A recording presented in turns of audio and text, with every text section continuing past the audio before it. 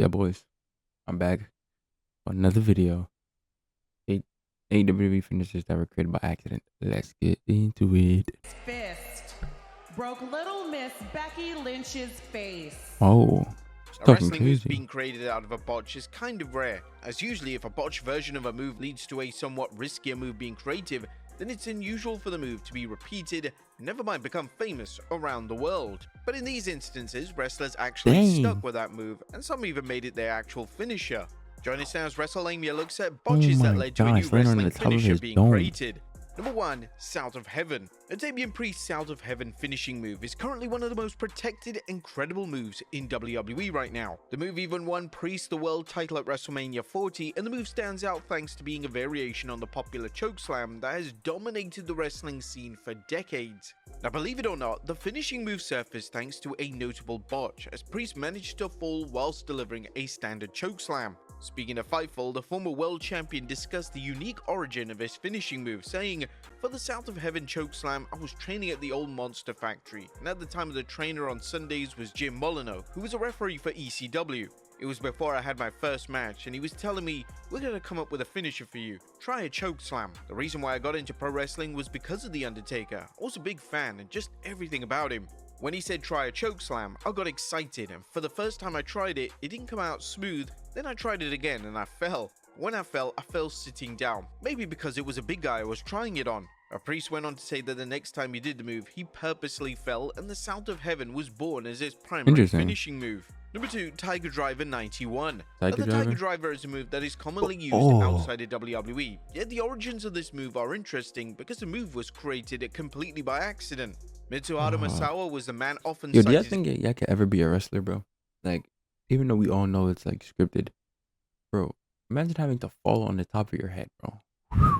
Is being responsible for the move, and the story goes that Misawa attempted a powerbomb and he encountered an unexpected hiccup. His timing was slightly off and his opponent's body didn't land in the traditional way. The move Misawa had accidentally created was the Tiger Driver, and it would soon obtain a reputation for being one of the most deadly and legitimate moves out there. Number 3. Powerbomb. Speaking of the powerbomb is another move that became a new move virtually out of nowhere. The origin of the move goes back to the 1950s, and when NWA champion Lou Thesz and fellow legend Antonio Rocco were wrestling, a piledriver spot was about to go down, and the two men inadvertently created a powerbomb.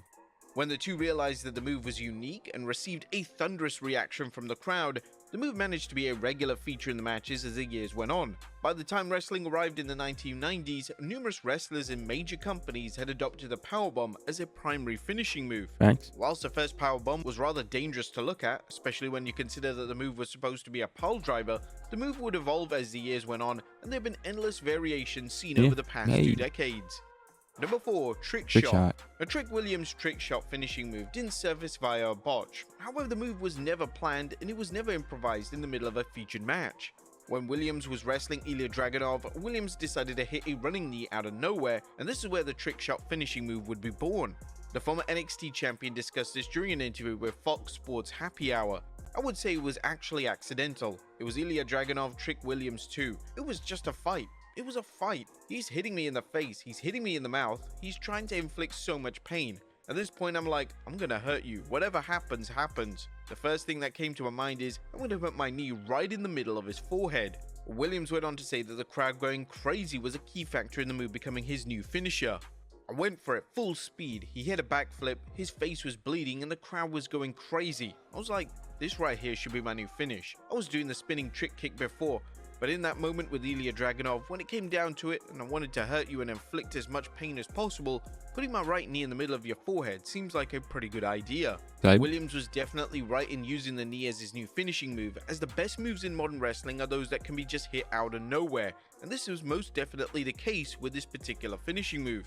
Number 5. The diving headbutt. A wrestler regretting their own finishing move is uncommon in the wrestling industry, as traditionally the wrestler will take great pride in their move. However, when the move has a somewhat negative reputation, it's sometimes best that that wrestler distances themselves from the move entirely.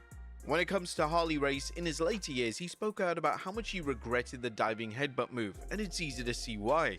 The diving headbutt is a controversial move mainly because it's seen by many as dangerous, and numerous wrestlers who use the move as a finisher have gone on to have lifelong issues with their necks. Dang. According to Race, the move itself was created accidentally, and it's easy to see when this watching early versions of the move, as it often looks sloppy and awkward upon execution. It's likely that Race went for some kind of splash but managed to botch the move and managed to do damage with his head.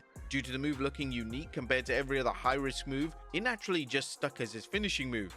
Number 6, the End of Days. And the End of Days managed to become one of the most protected finishers of the past decade, and this was without a doubt the correct approach to take in terms of the presentation and booking of the move, as the End of Days looked incredible whenever Baron Corbin would deliver it, and the move stood out for all the right reasons. Now, an interesting story about the move is that the move surfaced when Corbin was just playing around at the WWE Performance Center. Corbin shared this fascinating story during an interview with Chris Van Vliet, saying, "Same with Deep Six too. We were playing around at the Performance Center. We had a crash pad ring. We can go in there and try things, and a kid named Sammy Callahan, I was playing around with him in the ring, and he does this thing where he springs off the bottom rope and catches you for a DDT. And I was just messing with him, and he jumped and I caught him, and I did the End of Days on him, and we both sat up and looked at each other like, wait a second, what was that? Corbin went on to say that he would proceed to redo the move, and then he would send the footage to WWE official Billy Gunn for approval, and the rest they say is history. Yeah, like, that's something cool. And then I just did it, and I was like, dude, and I filmed it. And at the time I sent it to Billy Gunn. I was like, yo, I think this is my finish, because I was really trying to find a finish at the time. He's like, that's awesome. I'm going to use it tonight against the Shield. And I said, don't you dare. I will fight you when you come back. And he didn't. He was just messing with me. But so it was a complete accident. Dang, it's just been something that really kind of put me on the map. It's a cool, unique first time ever seeing this finish. And then I protected it with every bit of my might. WWE rarely commits to protecting a new finisher to the level they did with the End of Days, and it was definitely a factor in the move getting over to the level it did. Number 7, The DDT. DDT. Now, it's difficult to find a modern wrestling match without some form of a DDT featured within it, and the unbelievable thing about the move is that the legendary Jake the Snake Roberts created the move thanks to a notable botch in a match. According to the WWE Hall of Famer, he had a front face lock on a wrestler and then he awkwardly tripped over. This ultimately led to the creation of the iconic move. Roberts expanded on the origin of the move during an interview with Niagara Frontier Publications. Yeah, it was an accident. I was in the ring wrestling. I had a front face lock on a guy. He stepped on my feet and we fell backwards. He went on his head, I went on my back, and the fans went, oh. I went, wait a minute, I've got something here. And then I started working on it and come with it and named it after the poison that everybody outlawed. The DDT would go on to become one of the most famous What does moves of all DDT time. stand for? Does And it's anybody, insane to like know any that if real Roberts didn't wrestler, stumble backwards and like botch during wrestling the fan match, know then what the DDT may stands have for? never seen the light of day. And number I 8, don't know. the The Claymore. Whilst the Future Shock DDT was a great move for Drew McIntyre, the Claymore just had that extra element of legitimacy and ferocity as a finishing move, and the fact that McIntyre could hit the move out of nowhere was a key factor in the move getting over. According to McIntyre, he did the move initially during his 3MB days, and the move surfaced due to a botch with his wardrobe. The former WWE champion revealed during an interview with KWCH that due to his in-ring gear being so tight, he was forced to kick up his other leg when executing a kick, and whilst the move looked fantastic, he ended up legitimately knocking himself out. I was in a match when I was younger, and I was wearing tight leather pants. I ran to kick a guy in the face, and the pants were so tight, I had to kick up my other leg. I accidentally spun and landed on my head, I kicked him in the face, and then I knocked myself out. When I saw the footage back, I thought, wow, that is great. If I could figure out how to do that move without knocking myself out and maybe not wearing those tight leather pants, I'm jamming.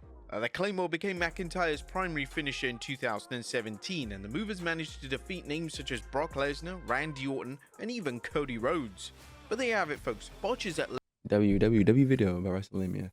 Yeah, I used to watch WrestleMania when I was younger. Yeah. But for me, stay blessed. Not too much. Stay blessed. Stay committed. Stay loving. Stay true. Make sure you produce fruit wherever. In the fruit of the Bible. It's fruit of the Spirit. Just keep going.